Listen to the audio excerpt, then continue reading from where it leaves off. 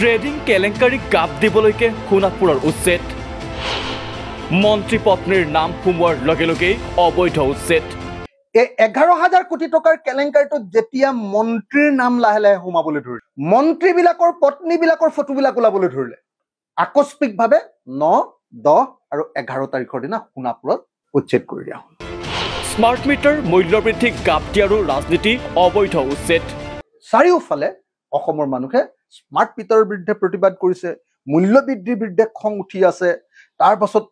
উজনি অসমৰ গোটেই মানুহে বিজেপিয়ে যে আমাক ঠগিলে ৰাম ঠগন দিলে তাৰ বিৰুদ্ধে যে ক্ষোভত জ্বলি পকি আছে তাক ড্ৰাইভাইট কৰিবৰ কাৰণে সোণাপুৰত উচ্ছেদ কৰিলে উচ্ছেদক লৈ হৰপ অখিল গগৈৰ বিস্ফোৰণ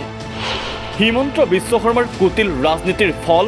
কচুতলিৰ সংঘৰ্ষ হিমন্ত বিশ্ব শৰ্মাৰ কুটিল ৰাজনীতিত পুলিচে এনে মাৰ খাবলগীয়া পৰিল হিমন্ত বিশ্ব শৰ্মাৰ 2 নম্বৰী সাম্প্ৰদায়িক ৰাজনীতিত মিয়া মানুহবিলাকে দেহ দিবলগীয়া হৈছে মৃত্যুবৰণ কৰিবলগীয়া হৈছে হিমন্ত বিশ্ব শৰ্মাৰ কুটিল ৰাজনীতিত 26ৰ নিৰ্বাচনী প্ৰস্তুতিৰ কাৰণে আজি এই ঘটনা সংঘটিত হৈছে সোণাপুৰৰ কচুতলিৰ উচ্ছেদক অবৈধ আখ্যা বিধায়ক অখিল গগৈ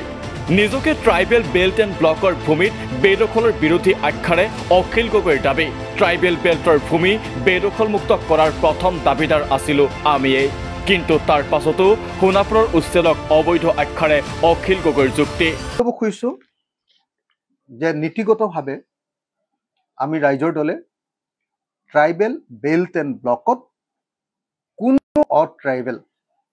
মানুহৰ বা নন প্ৰটেক্টেড ক্লাছৰ বেদখল আমি কেতিয়াও ছাপোৰ্ট নকৰো আৰু ট্ৰাইবেল বেল্ট এণ্ড ব্লকক মুকলি কৰি দিয়াটো ট্ৰাইবেল মানুহৰ কাৰণে মুকলি কৰি দিয়াটো আমি বিচাৰো এটো প্ৰথম নীতিগত স্থিতি কিন্তু উচ্ছেদৰ নামত যেটো ৰাজনীতি চলিছে এটোৰ আমি তীব্ৰ বিৰোধিতা কৰো ৰাজনীতিটোৰ কথা কৈছো দেই উচ্ছেদটোৰ কথা কোৱা নাই ৰাজনীতিটোৰ আমি তীব্ৰ বিৰোধিতা কৰো সম্পূৰ্ণ তথ্য আছে গোটেই বিষয়বিলাকত লৈ আমি জড়িত নিজে আমি ইমান দিন আন্দোলন কৰি আহিছো অখিল গগৈৰ দাবী ট্ৰাইবেল ভূমিত উচ্ছেদৰ পূৰ্বে দিব লাগিব জাননী এটো হল সুপ্ৰিম কোৰ্টৰ অৰ্ডাৰ সুপ্ৰিম কোৰ্টৰ অৰ্ডাৰত স্পষ্টভাৱে কৈছে যে ট্ৰাইবেল বেল্ট এণ্ড ব্লকৰ মাটিত উচ্ছেদ কৰাৰ আগত যি মানুহ তাত বহি আছে প্ৰত্যেকটো পৰিয়ালক প্ৰথমতে নটিচ দিব লাগিব আৰু প্ৰত্যেকটো পৰিয়ালে তেওঁলোকে মাটিটো এৰি দিব খোজে নে নাই এটো সম্পৰ্কে ডিসিক জনাব লাগিব হ'ব লাগিব শুনানিও ডিসিয়ে প্ৰত্যেকজনৰ হিয়াৰিং ল'ব লাগিব প্ৰত্যেকজন মানুহৰ হিয়াৰিং ল'ব লাগিব শুনানি ল'ব লাগিব আৰু মানুহ স্যাটিসফাইড হোৱাৰ পাছতে ডিসিয়ে সিদ্ধান্ত ল'ব পাৰিব আৰু যদি ডিসিয়ে মানুহ স্যাটিসফাইড নোহোৱাকে উচ্ছেদৰ সিদ্ধান্ত লয় তেতিয়া হলে তেওঁলোকক হয় অল্টাৰনেটিভ মাটি নহলে বা হে সম্পৰ্কীয় বিধিগত ব্যৱস্থা গ্ৰহণ কৰিব লাগিব বুলি সুপ্ৰিম কোৰ্ট অফ ইণ্ডিয়াই leave petition special leave petition 2121-2020 arising out of Impang final judgment and order dated 9/12/2019 in PIL number 78 of 2012 passed by the Guwahati High Court. Guwahati High Court 78/2012 Pradyut বৰাই কৰা এটা কেছত সুপ্ৰিম কোৰ্টলৈ যোৱাৰ পাছত প্ৰদ্যুৎ বৰাৰ কেছটোত মানে tribal belt and ব্লকত eviction কৰিব লাগে বুলি কৈছে তেতিয়া সুপ্ৰিম কোৰ্টলৈ কোনোবা গৈছিলে আৰু সুপ্ৰিম কোৰ্টে কৈছিলে জাস্টিস AM খানেলকাৰ আৰু জাস্টিস দিনেশ মহেশ্বৰীয়ে স্পষ্ট ৰূপত কৈছিলে এজন মানুহক তাতে ট্ৰাইবেল বেল্ট এণ্ড ব্লকত বহি থকা এজন মানুহক প্ৰথমতে নটিচ দিব লাগিব সেই মানুহজনে তাৰ পৰা উঠি যাবলৈ মন কৰে নে নকৰে তাৰ ওপৰত ডিসিয়ে হিয়াৰিং ল'ব এতিয়া অসমৰ মুখ্যমন্ত্ৰীয়ে কি কৈছে যে ট্ৰাইবেল বেল্ট এণ্ড ব্লকত থকা কোনো চৰকাৰী মাটিত আমি কোনো নটিচ দিয়া নাই কৈছে যে পট্টা থকা মাটিতে আমি নটিচ দিম বুলি কৈ 13 তাৰিখৰ দিনা কিছুমান নটিচ ৰাস্তাত দলিয়াই থৈ গতিকে সোণাপুৰৰ যেটো উচ্ছেদ যদিও আমি সমৰ্থন কৰো যে ট্ৰাইবেল বেল্ট কলি কৰিব লাগে কিন্তু সোণাপুৰৰ উচ্ছেদটো অবৈধ সুপ্ৰিম কোৰ্টৰ নিৰ্দেশ অনুসৰি এই উচ্ছেদটো এটা অবৈধ কিন্তু হঠাৎ কিয় সোণাপুৰত চলিল অবৈধ উচ্ছেদ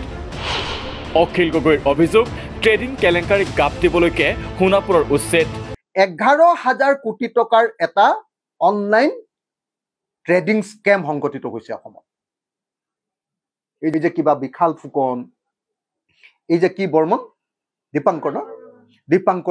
দীপাংকৰ বৰ্মনৰ কেছটোত 7,000 কোটি টকা বিশাল ফুকনৰ কেছটোত 2,000 কোটি টকা 7-2-9 আৰু বাকি গোটেই অগৰং বগৰং গোটেইবিলাক ধৰিলে টোটেল হৈ গ'লগে 11,000 কোটি টকাৰ কেলেংকাৰী এই 11,000 কোটি টকাৰ কেলেংকাৰীটোত যেতিয়া মন্ত্ৰীৰ নাম লাহে লাহে সোমাবলৈ ধৰিলে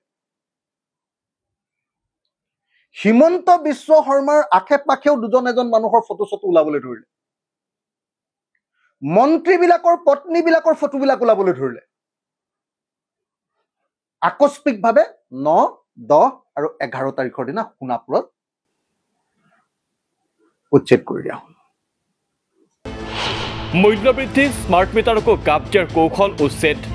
চাৰিওফালে অসমৰ মানুহে স্মাৰ্ট মিটাৰৰ বিৰুদ্ধে প্ৰতিবাদ কৰিছে মূল্যবৃদ্ধিৰ বিৰুদ্ধে খং উঠি আছে তাৰ পাছত উজনি অসমৰ গোটেই মানুহে বিজেপিয়ে যে আমাক ঠগিলে ৰাম ঠগন দিলে তাৰ বিৰুদ্ধে যে ক্ষোভত জ্বলি পকি আছে তাক ড্ৰাইভাইট কৰিবৰ কাৰণে সোণাপুৰত উচ্ছেদ কৰিলে ইফালে সোণাপুৰৰ উচ্ছেদক লৈ সাম্প্ৰদায়িক ৰাজনীতিৰ গোন্ধ পাইছে বিধায়ক অখিল গগৈয়ে অখিল গগৈৰ মতে 11,000 কোটি টকীয়া ট্ৰেডিং কেলেংকাৰীক লৈ ৰাজ্য উত্তাল হোৱাৰ সময়তে সোণাপুৰত চলোৱা হ'ল অবৈধ উচ্ছেদ উচ্চতম ন্যায়ালয়ৰ নিৰ্দেশনা অমান্য কৰি চলোৱা হ'ল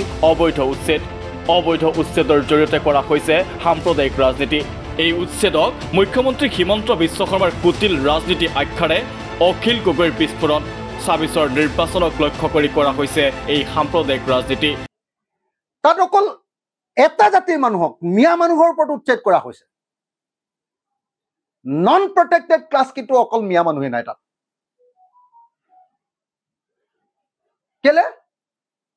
2026 চনৰ নিৰ্বাচনীৰ প্ৰস্তুতিৰ অংশৰূপে